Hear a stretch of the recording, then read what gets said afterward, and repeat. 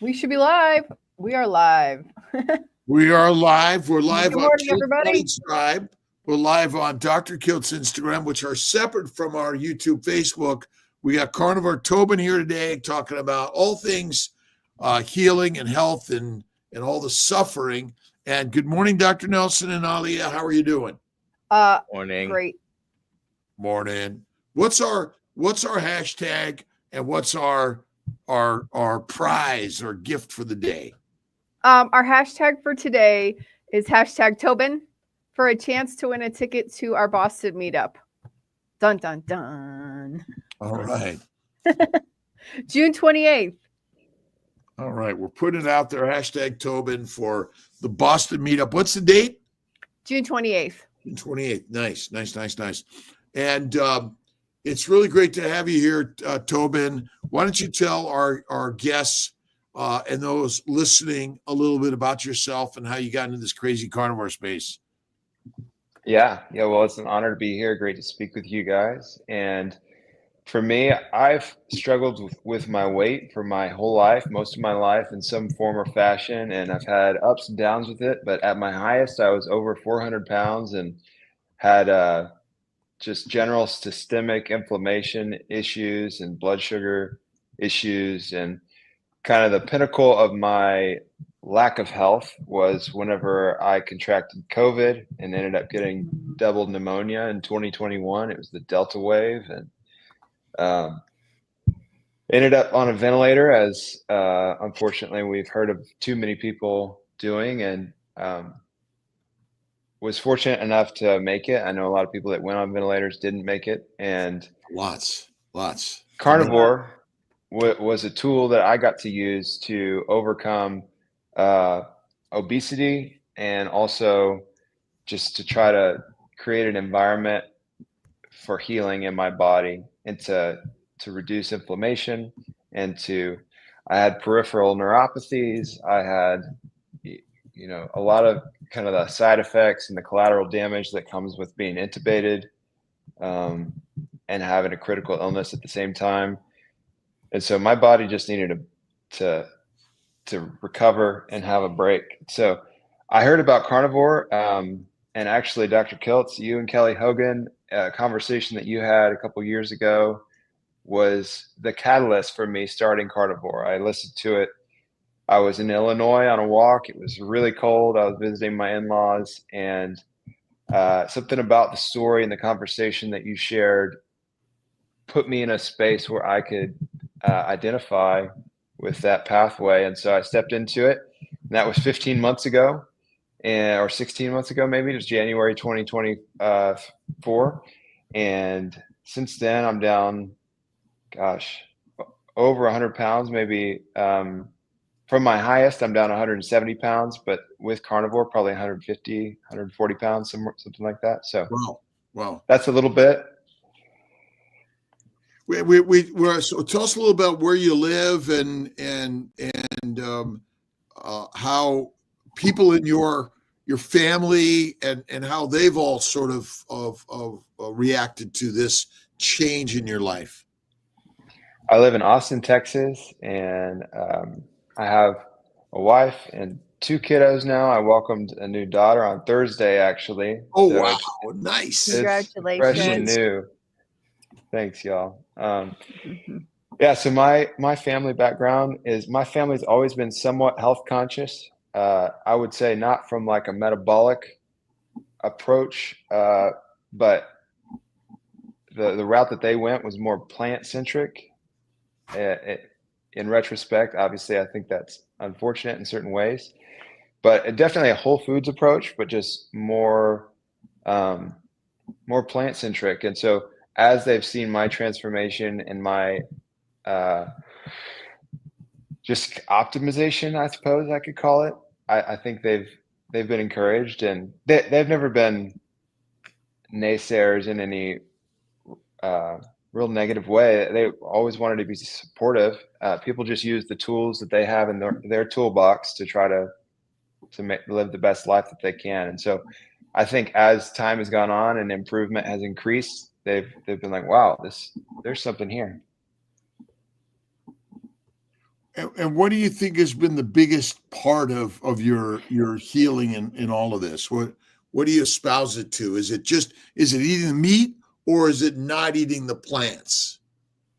That's a great question. I think it's a lot of both. I think for me, with the metabolic dysfunction I experienced, cutting carbs is the huge thing. I've heard the term carb sober many times, and I do think that there's something there for me that helps regulate my mind and my body. So, but that being said, bioavailable, nutrient dense meat, I think, is a big key as well. So it's hard to tell where one starts and the other ends. We have questions. Please, if you just have a comment, a question for Carnivore Tobin in Austin, sharing his story. And we have Dr. Nelson here today, also questions, and Alia.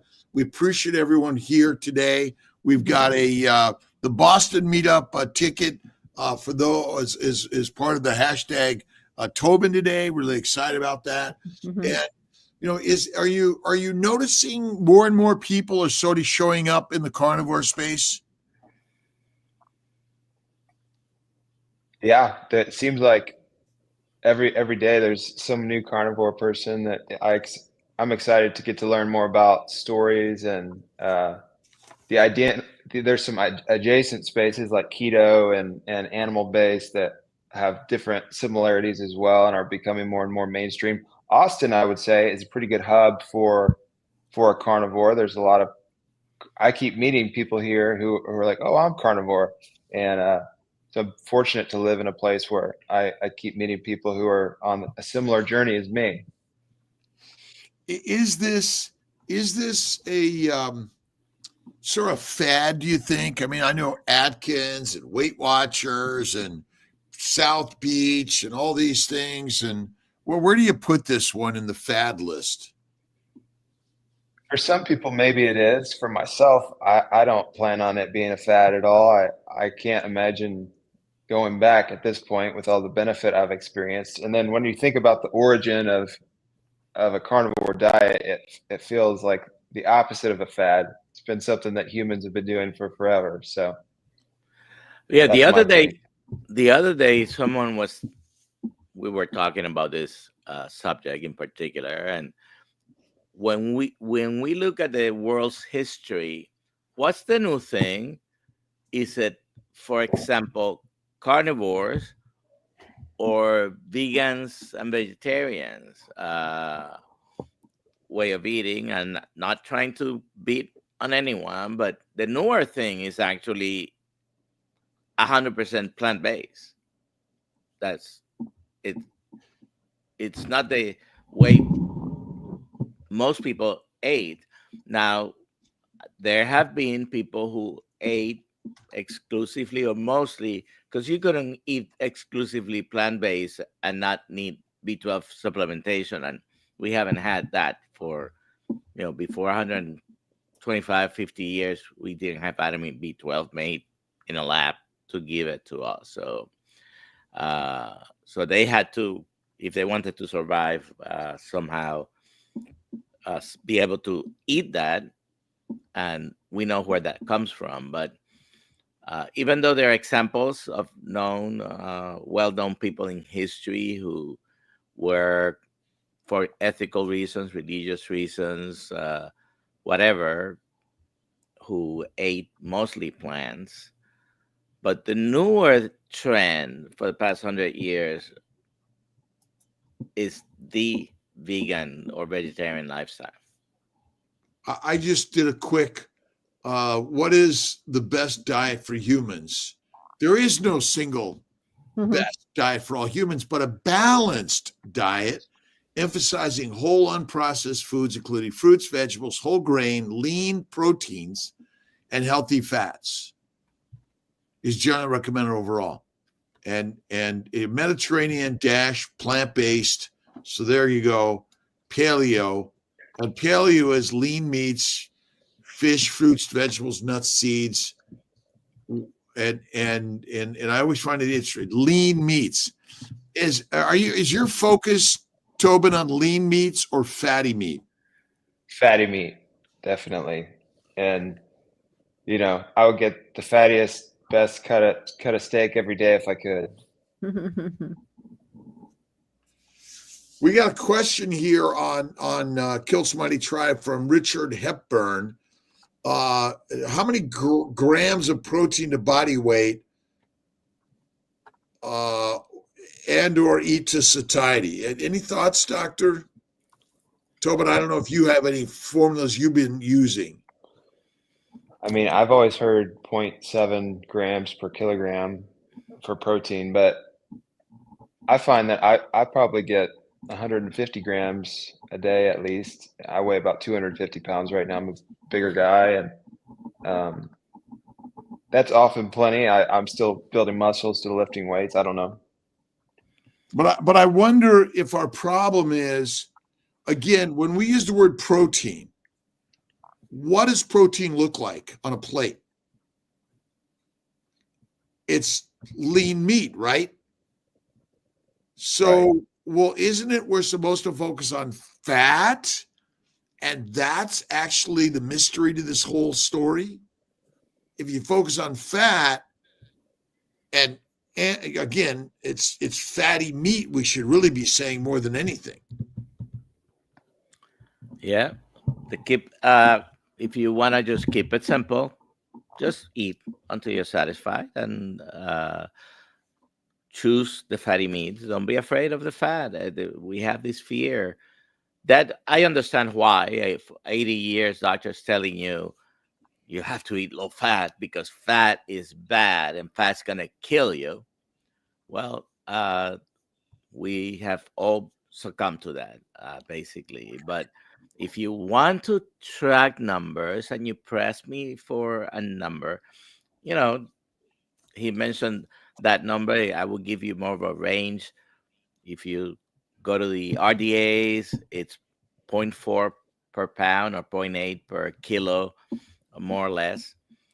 Minimum that you have had, probably very under the amount that you should be eating, up to a gram per pound. So you're very tall. Did we meet you in Austin? Mm-hmm. Yeah, we all got okay. to speak for a little bit at the end of the Healing Humanity event. So this is a big guy. Not as big as he used to be, right? But you're so tall. You're so tall. I am tall. Yeah, I'm about 6'5". Yeah. So, the simplest way is just eat until you're satisfied, and then don't eat until you next time you're hungry. We have two major drives in our lives. They're all governed by hormones. That's the way we're designed, and hunger is one of them. So it's okay to be hungry. Having tried a calorie deficit macro approach before and not experiencing too much benefit, and it was just brutal in the way I felt as well. Nothing is as easy as just carnivore, eat until you're satisfied. It's so much easier than trying to go low fat and high protein and kind of keep carbs in there somewhere. Any comments in there, Ali, or questions? We got this question from Stephanie. Can you be insulin resistant after months on strict carnivore? If so, what would cause that? Cause of insulin resistance is liver damage. Liver damage. So it takes time for the liver to heal. And so, yes, again, there's nothing wrong with our insulin, nothing wrong with our pancreas in general. It's basically glycated damage to the hepatocytes, which lower the ability of insulin to convert sugars to fat. So your sugar levels are higher, and it takes longer to convert them to fat and causes more glycation. That's what I think is a big problem. Sarah Spacklin says celiacs can't do fatty meat or too much butter. And celiacs, that has nothing to do with fatty meat or well, but celiac has gut dysbiosis and has leaky gut. So the part there, I think what she's saying is that once you heal the gut, though, then, I mean, celiac is just an exposure. Is that right? Yeah. Poison ivy, poison wheat exposure. Poison ivy, right? Poison ivy, right? But is there such a thing as fat poisoning? So we know carbohydrates can be poison, and we know protein can be poison in the human body. But can fat be poisonous to the human body? No. I don't think so. No. So why do we focus on protein and not fat? Because we've been educated to do so. Brainwashed. Brainwashed. Sorry. No, that's not the right word. It's brainwashed. I think Yeah, that's the right word. Yeah. Case in point of this is when I was in the hospital trying to recover, and we asked about a healthier menu for my eating. The healthy option that was recommended, it basically they just cut salt out of it. It was no added salt, and then they added margarine. So you can imagine a worse, diet. That's terrible. Terrible. They're like, we recommend the heart healthy path for you, so we're gonna add margarine to everything. Oh my gosh. Deborah Starnes says we've been programmed. Yes, that's another word for it. Programmed to believe. I think that's the line. Yeah. Healthy, nutrient-rich meals, emphasizing plant-based options while offering choices to cater to individual needs and preferences. It's kind of vague. This is the AI answer for healthy hospital food. And how many people didn't come out of those hospitals during our COVID time, and likely the inflammation that we were suffering secondary to our longstanding plant protein low-fat diet is really the biggest cause of our problems. And if we just simply focus on fatty meat, that helps so many. So what is your daily meal habits, and what are you eating, Tobin? I try to kind of start as late as possible. I guess my own version of intermittent fasting. I try to do kind of 1 or 2 meals a day, and I'll have ground beef some. I like steak more, so if I feel like I can afford it that week, I'm getting steak and eggs and butter, and usually like at least a pound or 2 of meat, and I do some eggs. I don't always add butter. Sometimes I'll cook in butter. And then I add some salt. I try to use the mineral-rich salt, so I'm adding in the magnesium and that my body needs. So I try to keep it very simple. Yeah. Any special recipes you like to focus on, or just, as you said, simple? For the first time a couple weeks ago, I smoked a brisket. We had access to a friend's pellet smoker, and so that was really nice. Nice. And kept it minimal seasonings, just salt and pepper, and I still do occasional seasonings, but I try to keep it very minimal, salt being the heavy lifter. Tri-tip has been a good option lately. It's pretty affordable, and you can throw it in an air fryer or grill and get good results pretty quickly. Smoking a brisket is better than smoking a cigar. That's right. That's for sure. Or a cigarette, obviously. We got another question. Family Roots Farm question: how long does it take to get rid of visceral fat? Also, can you have a full-term baby at 43 with I can't pronounce that last one. Adenomyosis. Okay, thanks. Adenomyosis. Well, I guess Dr. Kiltz? adenomyosis is inflammation of the uterus. It's a form of endometriosis, which is just another infection, inflammation stage secondary to plant protein low-fat diet. And plenty of women have babies with endometriosis, adenomyosis, and at 43, 44, 45, and the baby's diet is bacon, eggs, butter, beef, and salt. Stay away from everything and anything else and focus on fat, and it'll absolutely heal. And ever notice that butter never molds? Yes. Never molds. And yeah, it's kind of crazy concepts. What's a healthy fat? I'm always sort of like my brain is just screwed up. What's that book you're holding up there, Dr. Nelson? Babies for babies. Babies for babies. So the baby making book, right? I mean, what's more important, Tobin, than the little beautiful baby, right? Oh, it's amazing. I can't imagine a more important calling.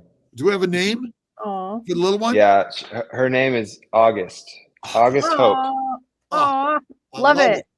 Yeah. Thank you. Yeah. She's so cute. What's better than that, right? Making babies.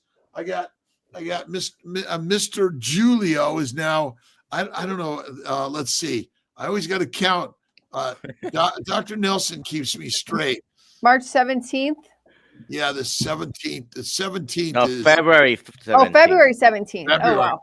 Yeah. 8. He's almost 2 months. He's not quite 2 months yet. Yeah, almost. Another week. Week. Aw. Oh yeah. I count every Monday. It's just a beautiful thing. Beautiful thing. Our problem, I think, is when we say healthy fats, nutrient rich, balanced, healthy, clean. All those are very vague terms that I think we purposely use that because they mean probably absolutely nothing. Because a balanced diet, balanced how it has to have a little bit of everything. Well, because that's the impression they give us, right? Well, it's kind of like having a wife and a girlfriend. It's balanced. That's deadly, right? Variety and balance. That is deadly. Oh, way deadly. It's kind of like you go to the grocery store and you see the box of granola bars and they say healthy, part of your balanced diet. You get all confused, even though it's just sugar. Well, I guess heart healthy foods, right? Yeah. Dr. Kiltz, we have another question here. Oh, yeah, go. Stephanie Neff, did you say that too much protein can poison the body? How? Well, so it's a low fat diet, which is deadly. And so when you focus on lean meat, protein, and just look at the symptoms, fatigue, joint, just general fatigue and malaise, brain fog, because amino acids from proteins go to the liver and they're basically glycating. And so the liver never stops working and basically proteins convert to amino acids, which convert to sugars, which are part of the problem. It's a low fat diet is our deadliest diet. That's why if you simply focus on high fat, even if you happen to eat some plants in there, cooked well, you're probably going to be less sick than if you're eating a high plant, lean meat diet. That's my opinion, but just look it up. The symptoms of protein poisoning. Let's see here. I always love to warning signs. This is from the Wellness Corner. You just Google it up, and it's just so amazing the stuff that we get. Rabbit starvation. Let's go down. It's nausea, fatigue, body aches, mood swings, food cravings. I mean, just to name a few things. Isn't that kind of sound like most of the diseases we all suffer from? So, and probably you could comment on this, Tobin. I mean, when you buy even a tri-tip, is it fatty or is it lean? To me, it's lean. I would rather it be more marbled and more fatty, but there's definitely fat in there. I don't know what direction are you going with it. Would you say it's fatty? No, but there's not. Like when you and I hunt and we bring the big beast down, are we trimming all the fat and throwing it away? No, we're eating the fat. And so our butchers, number one, the producers of the meat have already worked to produce animals that are low fat. And then they're producing the meat to share with you that's low fat at the market because they've already cut it away anyway. So I think it's hard to get fatty meat, really, really, really fatty meat, and focusing on the fat because the fat trimmings have all been thrown away, right? Mm-hmm. I've never had tri-tip. It's not bad, especially if you smoke it or even just grill it. But I recently heard about. Sorry, go ahead, Dr. Nelson. No. I was just gonna say I do know the tri-tip is basically from the bottom of the whole sirloin. I like the top of the whole sirloin, which is the picanha. They are both triangular shaped cuts of meat, and a lot of people confuse them, but the tri-tip comes from the bottom, the picanha comes from the top, and it has a fat cap, a thick one if they leave it on. A lot of butchers trim it too much. I love picanha. It's amazing, especially when they leave that fat on and curl it on the skewer at a Brazilian steakhouse. Yeah. Come to Boston. That's the end for Boston. June 28th. We're going to Brazilian steakhouse for lunch. By the way, # Tobin for a chance to win a ticket to the Boston event. Oh, is that what we're getting today? Yeah, that's what we're getting today. A ticket to the Boston event. I don't know why more people need to enter # Boston and just take a plane, train, automobile. Stephen Carbone says, I'm going to see a cardiologist today. I'm not going to say anything and see what their philosophy is, but I think I know what's going to happen. I want to see if they even mention metabolism. Well, first of all, you don't have to tell your doctor what you're eating. You're in there. No legal obligation to. But if they ask, you can always say you're on a modified Mediterranean diet. Modified Mediterranean diet. Well, it's modified because it's basically plant-free, but.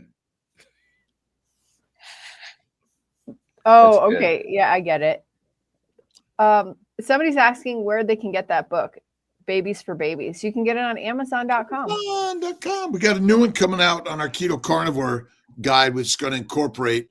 That's going to be incorporated in our family building guide, which you could also get on Amazon. Hey, there it is. Go, everyone, go to Amazon right now. Get your book. Yeah, it's other books Kiltz has out there, and so that's kind of crazy. So family building guy, Kiltz Keto is Carnivore. And I like a lot of pictures. I couldn't read as a kid, so I still like pictures. I think ultimately we're auditory and visual, and we like to hear and see. That's how we best learn. Tell us a little bit about you sharing your story on YouTube, Facebook, and other modalities, Tobin. I've mostly just been sharing on Instagram. I think there's a lot of people sharing really amazing stories on social media and YouTube, and mine feels kind of unique because of the COVID aspect and all the weight loss, but there's so many. I learned most of what I know about carnivore from the internet. So whenever I kind of got to this point where I said, I have this story, I don't know how to share it exactly, but I'm going to just start trying. So I've been just sharing little tidbits on Instagram, kind of anecdotes about the carnivore experience. Awesome. It's sort of like it's Occam's razor. The simple answer is the one: eat meat, repeat. That's it, right? There's nothing otherwise special you need to do, and all your minerals, vitamins, and building blocks are in the fatty meat. Yeah, it's so true, and the word that comes to mind is inevitable. I think if you just eat meat, the rest of your health concerns will inevitably go away. From my experience, I don't know every possible health scenario out there, but man, it is so much. I just keep eating the meat and things keep improving. Yeah, very crazy. Dr. Kiltz, there's a question from Chris Droulard. I hope I pronounced it correctly. But Yeah. Dr. Kiltz is a surgeon, so he'll answer this one. My gallbladder was removed. What will happen to the clip they placed there? Well, there are permanent clips and there are absorbable clips. They generally use the permanent clips and they'll just stay there permanently. They're supposedly non and or low inflammatory. Yeah, so inert.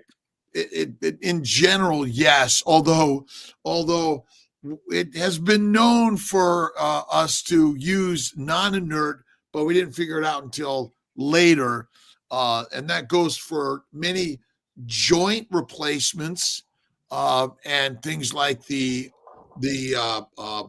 IUD and can be non-inert, which it's supposed to a little bit anyway. But also the Assure, which was a device put in the fallopian tubes, which was found to actually cause more inflammation. Things like breast implants as well. And big time breast implants also. So I think those are things that people don't realize that can be contributing factors to chronic inflammation. The same thing goes with fillings, which are also can be non-inert and have long-term effects. Here is the next question from Haley. Is your wife carnivore, Tobin? Carnivore great for post-baby? Carnivore is great for post-baby healing. I would call her more animal-based. She does some fruit as well. But yeah, obviously I'm a strong influence in the household. And so she's very supportive. And sometimes she'll do lower carb. I don't think she felt like she should do it while she was pregnant for whatever reason. So I let her lead the way on that. Obviously, I'm not the pregnant one, but definitely a lot of carnivore parts of the diet for her. Nice. FX Trader, can you go 50% protein, 50% fat on the carnivore diet? If you want to be tracking, then you can find out whatever the cut is of meat is. Guess what's almost 50-50? A ribeye steak.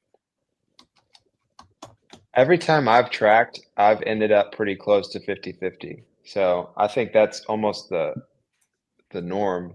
Yeah. If you're not and tracking. 50-50 by weight, let's say 50 grams or 100, it's about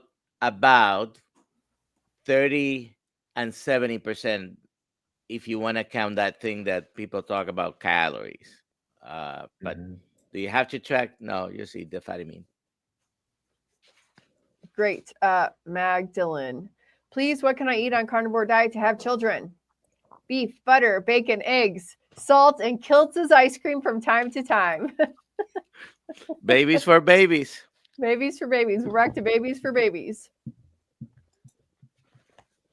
Any favorite books that you found helpful on this carnivore journey, Tobin? There's some cool ones. I got a recipe book from Courtney Luna that I enjoy occasionally making a recipe on. But honestly, the internet and listening to podcasts are a great source of information. And it's just this simple: eat meat and a little bit of salt, and watch your life change. Yeah, there it is. We had Courtney last night in our Zoom call in the Kids Maddie tribe. We'll get her on a 5 a.m. Well, that's 5 a.m. is a tough one. She's in California. That's hard for her. Yeah. Yeah. We'll figure out. But she's got great, amazing recipes. And I think this probably for the families out there, this is probably a real big one. Right. The many of, I don't know, maybe the guys we're just simple. We're simple-minded. And, but. Here's mine too. Yeah, nice. I love it. and we're going to have a link on our website that you could go and get Courtney's book, but Amazon, and you got to watch her stuff. She's a superstar. She's amazing. Simple. She's great. really great. And it's amazing for kind of more entry level gateway recipes for family and friends that you want to introduce to something carnivore or even carnivore-ish. Kind of sneak it in. It looks almost like a regular dish sometimes, but it's really carnivore. So Yeah. And I think the fruit, a little bit of fruit from time to time isn't our killer, although we do have allergies to plants, and so we have to be careful, I think. And each one needs to find out where they are in that spectrum. Oh, am I muted? No. No, We you're can not mute. muted. Okay. Now, everyone has to find out where they are in that spectrum. I'm not going to be extremely dogmatic. Oh, you have to only eat this. Some people are able to tolerate at small amounts of vegetables and fruits. And if you're going to do that on the vegetable side, always cook them thoroughly. The fruits you need to minimize because there is nowhere in history, even in the tropical areas and the most, you never have 365 days a year the same thing available. We do now. You go to the supermarket and it's there all the time. They bring it from all over the world at some point, but it's not the natural thing to be constantly having a fruit. Now, I don't tolerate even small amounts of carbohydrates, man. I'm the same that's way. me. I'm the same way. Yeah, I'm not going to reintroduce carbohydrates, but maybe somebody can. I think most people don't after carnivore or don't want to, or when they do, they regret it. A lot. So I mean, ultimately, there are sugars in meat.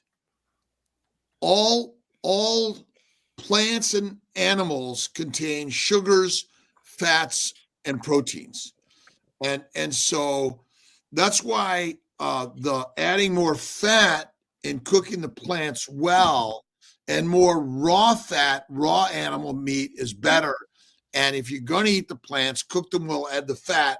That'll help tremendously if that's where you're at in this journey, both the keto and carnivore side. And keto, paleo, carnivore are high-fat diets. It's not a low-fat diet. Circling back to the protein poisoning from earlier, I heard recently that people with chronic kidney disease, they can't handle much protein. Is carnivore diet for someone like that in that scenario? You just go higher fat, lower protein, or? Dr. Nelson, did we have you off for a reason? Well, yeah, I just plugged myself for a second. Oh.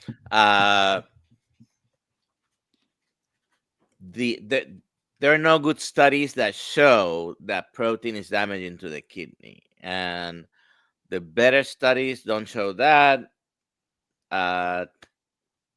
So I've changed my mind on that. I myself, many years ago, might have told someone with chronic kidney disease, "Oh, you have to watch the amount of protein." Actually, more studies are needed, but it seems to actually help with the healing rather than be damaging to your kidneys. And the thought behind it is it's a filter. So if we load it with the thing is filtering, it's worse for the kidney. No good studies backing that up. There are plenty of studies that supposedly conclude that, but they're not very good studies. And I think if you talk to Bob, carnivore, what's his channel? Bob. He'll come to me. Bob. Semi-retired Bob. Semi-retired Bob. No. Semi-retired Bob. No.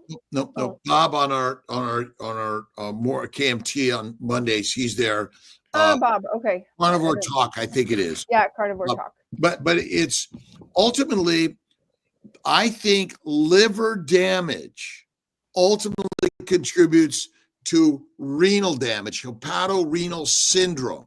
So I think we're confused.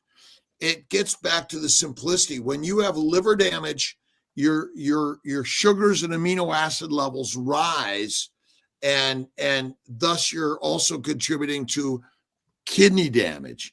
I think, again, it's back to a high protein, low fat diet is a problem for us. But I would say that carnivore in general heals, but it must be a fatty meat diet.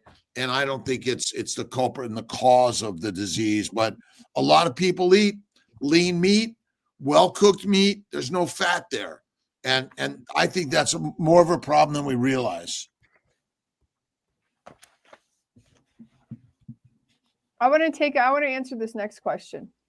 Family Roots Farm. 1, are you pregnant or trying to get pregnant? Stop trying to lose weight, because your earlier question. 2, if you have Hashimoto's, you need to find Dr. Annie Horniman. She is, and Jenny Mittich. She has videos with Annie Horniman. She's called the Thyroid Fixer. See, find the Thyroid Fixer, continue doing carnivore, find her and Jenny Mittich on YouTube, and you will start having success again. But if you're trying to get pregnant or trying to, or having it, or pregnant, please don't try to lose weight. She's an endocrinologist, by the way. Well, okay, so you can lose weight. I did lose weight. I did. I just wouldn't have tried to. Well, because remember, what's the fuel for the baby? The fat. That's all it is. The building block and the fuel for the baby, and the building block repair is fat. But you go strict carnivore, which is fatty meat, salt water, you will heal all things, including and the goitrogenic foods. You have to go to goitrogenic foods. And the goitrogenic foods cause damage to your thyroid gland, which are all the healthy fruits and vegetables, seeds and nuts. So it's kind of cool. She says she's trying to get pregnant. Don't try. She's getting pregnant. Just do the baby's diet. I wouldn't focus on losing weight if you're trying to get pregnant. That's all I'm saying. Well, you don't need to ever focus on losing weight. Yeah. Ever. Yeah. No. What animal focuses on losing weight? The human animal. We have a similar way of eating, all of us up here, and most people that are listening. A lot of people view the carnivore diet as a weight loss diet. It is not. It is not. Right. I definitely would call it maybe a health optimization diet. That's not catchy. That's not. It's not a weight loss diet. It happens to be that if you have excess weight, that will come up because you're optimizing your system, basically. That's what I think.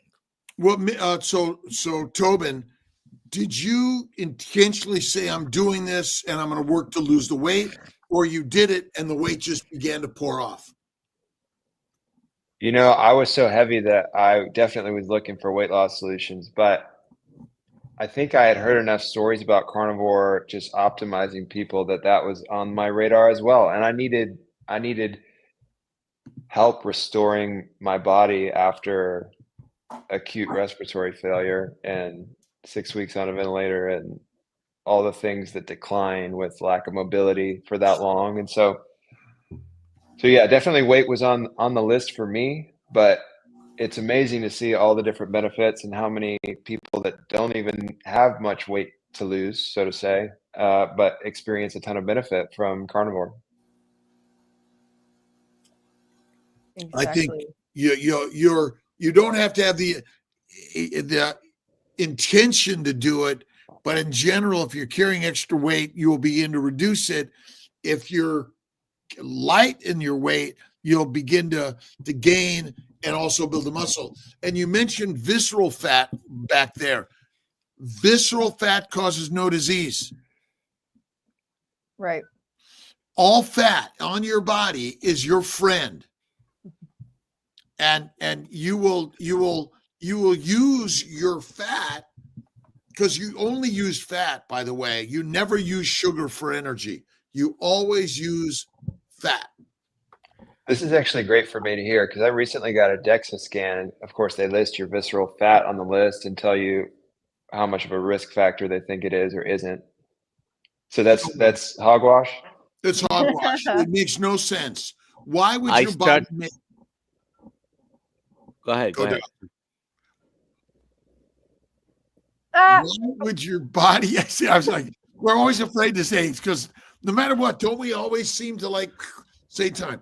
Your body makes nothing harmful for you at all. It's what you breathe, drink, and eat, and how you move and where you move your body in, which is the cause of disease. And the last I looked, we're all going to become fertilizer eventually. Yeah. let's be the best fertilizer possible for our cows. I'm going to eventually be the fertilizer for the grass. Yeah, exactly. So I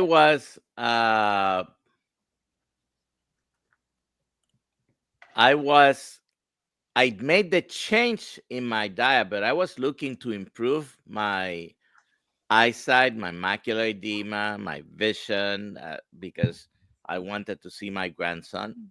And that was the main driver for me. Yes, it was a secondary goal, but it wasn't even the primary goal. And let me see. Can I share? You should be able to share. Yeah, I'm trying to. Okay, never mind. We'll have to play with that later. But yeah, over 100 pounds did come off. But my primary goal was improving my eyesight. And you did. You did improve your eyesight. And by the way, and Tobin said he first heard Kiltz and Kelly Hogan while on a walk, and you can get on your walk outside, inside, or you're in your gym, you're listening, you're driving, listening, wherever you're at. The beauty is we can listen and learn. And I believe that Audible is one of the best ways to learn in life. I listen to books. I love it. I'll sometimes listen to a YouTube or an Instagram longs or shorts while I'm on the drive, and always good to be listening while we're moving. Exactly. Yeah, that conversation I listened between you and Kelly was transformative for me. That was, over 100 pounds ago. I heard your voices talking about carnivore and how it was a solution. And here we are. I'm pretty close to feeling as good as I can imagine. Yeah. Awesome. And the new baby. Would you read that question, Alia? Sure. Chinab Man. Hi, Doc. It turns out I have stage 2 prostate cancer. I was hoping to use a metabolic approach to treatment. If you know anyone I could contact, please let me know. Can I contact you privately for a consult? Dr. Nelson, we do coaching consults. I mean, I think metabolic health and coaching consults are the game changer for medicine, where you don't need to go to your doctor. You're listening to a coach and cheerleader, because that's what really this is all about. I mean, all of my words are based on coaching and cheerleading. And I think that, yeah, our team can help for sure. It's a conversation. Look at Thomas Seyfried's work, Otto Warburg's work. I think, and also PK D with my brain in Hungary with Sophia Clemens, paleo keto diets, I think, and it really is fatty meat, rare to raw, will help tremendously. But and where's our link to making appointments with Dr. Nelson for coaching? Ollie, do we have that up yet? We do not have that up yet. We will get that handled rapidly. But if you email Nelson@drkiltz.com, he will send you the link to sign up. Or Alia at drkiltz.com or help@drkiltz.com. We'll get you there for sure.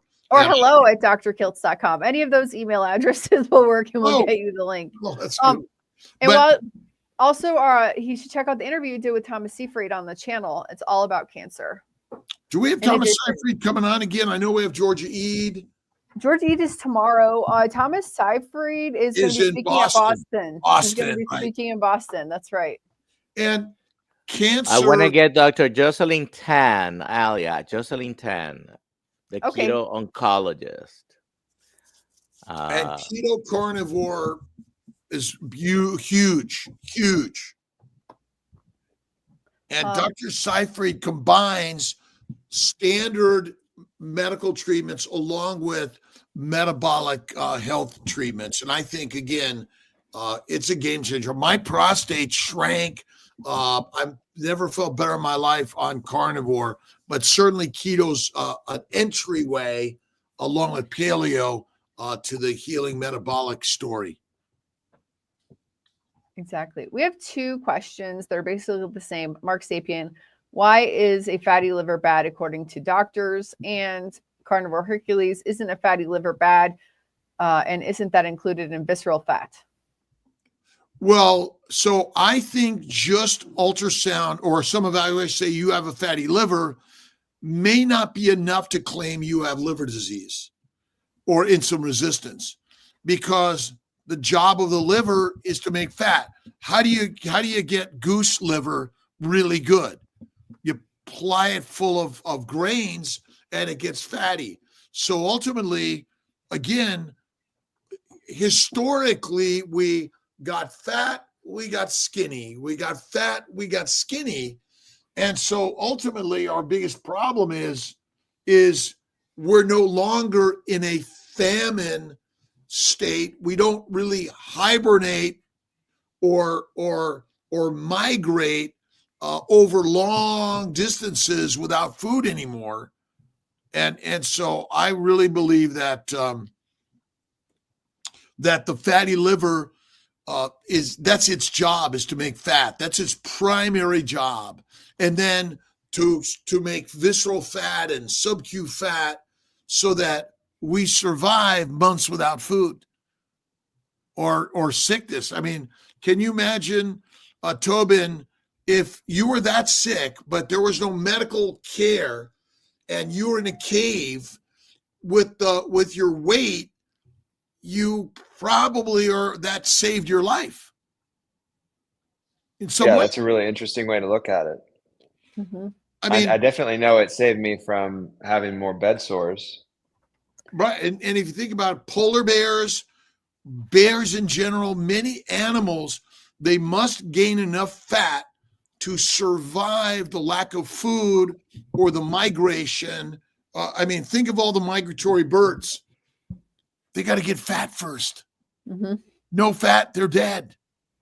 And again, we've maligned fat, and most people don't even understand the function of fat.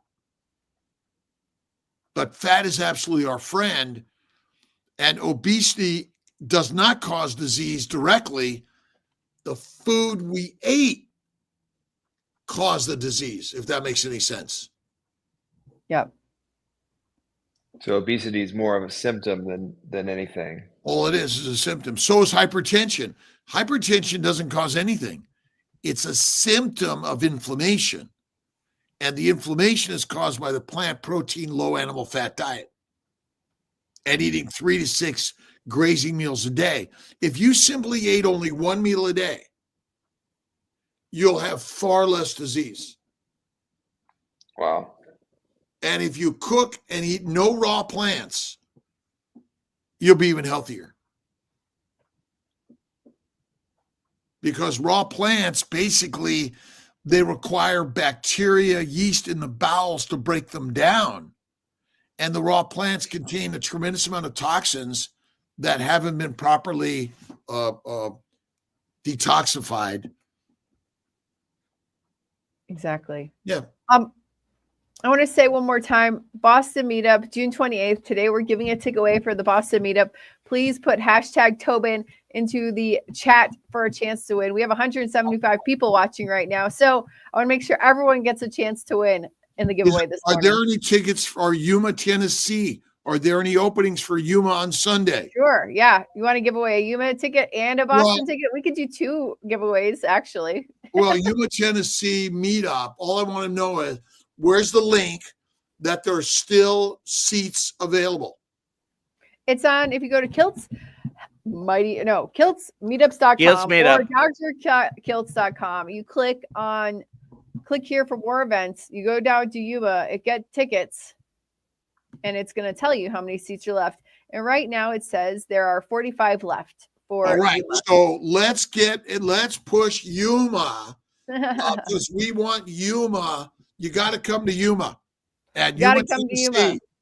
And there are tickets left. Let's put a link to that. Sure. Who's going to be there? Ken Berry. Who else? Dr. Kiltz, Dante, Adam, Carrie, Dr. Nelson, Coach Lisa, and the lovely Emma, the carnivore. Yeah. So you got to be there. So the Yuma, Tennessee is our first ones. And certainly if you want to give one away, let's throw that out there also. But we really want to focus on, you got to come to the meetups. Yeah, the meetups are the best, right? Tobin, you were at the meetup. What did you think? I loved it. It was like good for my soul to be surrounded by people who get it. You go, I mean, most of my carnivore journey was in somewhat of isolation, and so to be in a room of people that get it, see the people, some of the folks who are locals to Austin, like Jake, I had met before, and so I got to see him there, and then others that I'd never met, but I'd seen online, I got to meet in person and hear stories. It's amazing. Highly recommend. Highly recommended. All right, so we're gonna do something crazy. We got 4 minutes left, and I'm gonna attempt to do something crazy. We could do 2 giveaways in the next 4 minutes. Let me see if I can do this. Okay. Yeah, easy. You got plenty of time. You can do it in less than 30 seconds. Yeah, No that's pressure. true. No pressure. pressure. All right, so you can continue to put hashtag Tobin in here, but I'm gonna do the first draw, and this is for Boston. The first draw is for Boston. You keep putting hashtag Tobin in there. I think it works. Yeah, it's Leon, yay! Send me an email. This is for a Boston ticket. Send me an email, and I will arrange that for you. Okay, And let's do one more time. Lisa Wiedemann's going to be there also, by the way, in Yuma. Oh, she is? All right, so This is April awesome. 13th. April 13th. All right, go ahead. What's our next giveaway? Our next giveaway is the Yuma ticket. Draw again.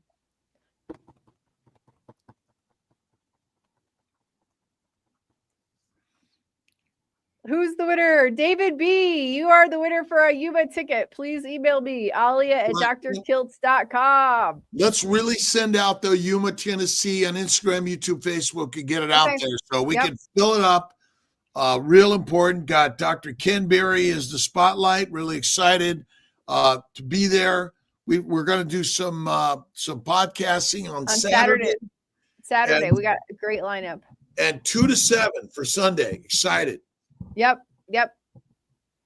There we go. So Leon and David B, please email me, alia@drkiltz.com, and I will help you get set up with those tickets. All right. Tobin, any other stories to add here for this crazy journey? Oh, well, I guess on top of the physical benefits of meat, I just think having an approach to your life where you believe you can be whole as a person is powerful. I remember laying in a hospital bed, and the only other person I could see across the hall as I was trying to be well again was a quadriplegic, and it wrecked my identity a little bit, because I was on a trach, so I just think there's so much power to what you believe about yourself and what you believe is possible. And unfortunately, there's a lot of voices out there that would limit your potential. And I want to take that away from you and just tell you, like, there's a path to lots of healing for all of us. So believe. I love that. Faith, spirituality. Yeah. Love it. And it's spirituality in the sense of connecting with your creator, but also just what do you believe about yourself? Even that's the identity piece. And I think the carnivore helps clear a lot of the ick. Go ahead, Dr. Nelson. No, mindset. I just said mindset. Yeah. What do you read? What are people reading in this? Right. How to be inspired every day in our lives with mindset. Right. The Daily Stoic. Wow, it's been a long time. The Daily Stoic. Let's see. We'll go right to the date. Is it the 8th? Yep. Oh boy. Oh, the Epictetus. When it comes to money, where we feel our clear interest, we have an entire art where the tester uses many means to discover the worth, just as we give great attention to judging things that might steer us badly. But when it comes to our own ruling principles, we yawn and doze off, accepting any appearance that flashes by without counting the costs. So you got to give value to yourself, right? As much as you think giving value to outside stuff, it's all the inside job, right? I mean, it's hidden in the golden rule. Do unto others as you would do to yourself. Mhm. Well, take care of yourself. Yeah. You got to love. You got to take care of this and love this, so then you can emulate the love and care for others. I love that. Thanks, Love Tobin. that too. Dr. Nelson and Alia. Thank you. And to all the KMT and the Instagram. I know it's kind of a little crazy way to do it, but it works. See you tomorrow. Wait, let's see. Tomorrow morning. Okay, so tomorrow, what day are we on? I can't remember. We're on Today's Tuesday. Tuesday. Tomorrow's the 9th. Tomorrow we've got Thomas Pruitt, Target Prime Rib. He's coming on, and then on Thursday we're supposed to give away 10 air fryers. So make sure you're here, talk it up, be here. Tasty, the company is doing that's all we're doing is give away air fryers on Thursday morning, and then Friday is Amy. Nice. Yeah. Nice. All right, all. I got to get to a meeting. Yep. Robin, we'll Goodbye.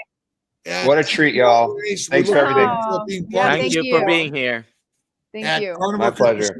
We got to get Anytime. that scheduled. So, all right, all. Okay, goodbye.